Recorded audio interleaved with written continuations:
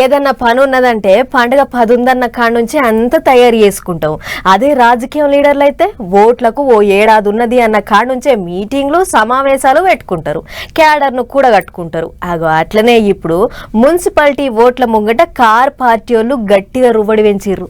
ప్రభుత్వం పోయి 2.5 ఏళ్ళైంది, ముంగట జిహెచ్ఎంసీ ఓట్లున్నాయి. ఇక కూడా ఉత్తగుంటే కాదని కార్యకర్తలతో మీటింగ్ పెట్టేటి కార్యం ముంగటేసుకున్నారు కార్ పార్టీ వాళ్ళు. జిహెచ్ఎంసీ ఓట్ల ముచ్చట మాట్లాడేందుకు ఇవాళ పట్నంలో ఉన్న కూకట్పల్లిలో కార్యకర్తలతో మీటింగ్ పెట్టిండు కార్ పార్టీ ముఖ్య లీడరు రామన్న. అధికారంలోకి వచ్చినాక ఈ 2.5 ఏళ్లలో హైదరాబాద్ కు చేసిందేం లేదు, పట్నం పబ్లిక్ బాధలు తీల్చింది లేదు, మంచినీళ్లు యాళ్ళకి ఇచ్చింది లేదు, 24 గంటల కరెంటు చాడే లేదు. తెలంగాణకు మంచినీళ్లు ఇచ్చింది పెద్దసారే, 24 గంటల కరెంటు తెచ్చింది పెద్దసారే. ఓ ఇదంతా నేననేటి ముచ్చట్లు కాదు, కూడదు రామన్న చెప్పిన ముచ్చట్లే. హైదరాబాద్ మహానగరంలో మీ కుకట్పల్లి నియోజకవర్గంలో ఒక్క ఇల్లన్న కట్టినరా కాంగ్రెస్ వాళ్ళు?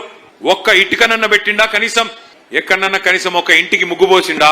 ఇందిరమ్మ రాజ్యం, ఇందిరమ్మ రాజ్యం, ప్రజాపాలన, ఇందిరమ్మ ఇండ్లు, ఇవన్నీ డైలాగులు. కానీ ఏం చేస్తున్నది ఇందిరమ్మ రాజ్యం? ఇందిరమ్మ రాజ్యం అంటే శనివారం ఆదివారం వచ్చిందంటే ఇండ్లు కూలగొట్టే రాజ్యం, హైడ్రా పేరిట అరాచకం చేసే రాజ్యం.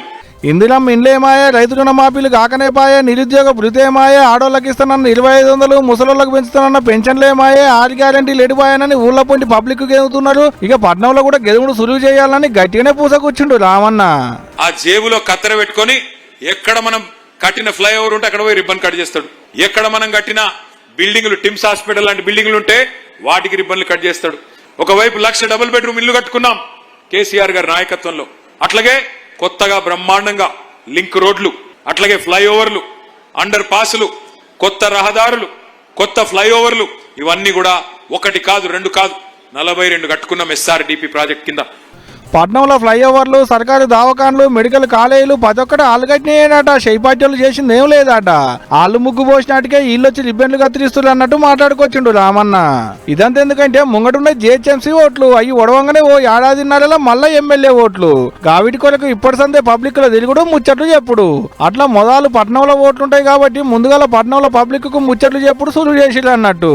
ఇక ఇప్పుడు అయితే గట్టిన తిరగాలని డిసైడ్ అయ్యాడ గానీ చూడాలి మరి ఓట్ల సీజన్ వరకు ఎట్టుంటదో.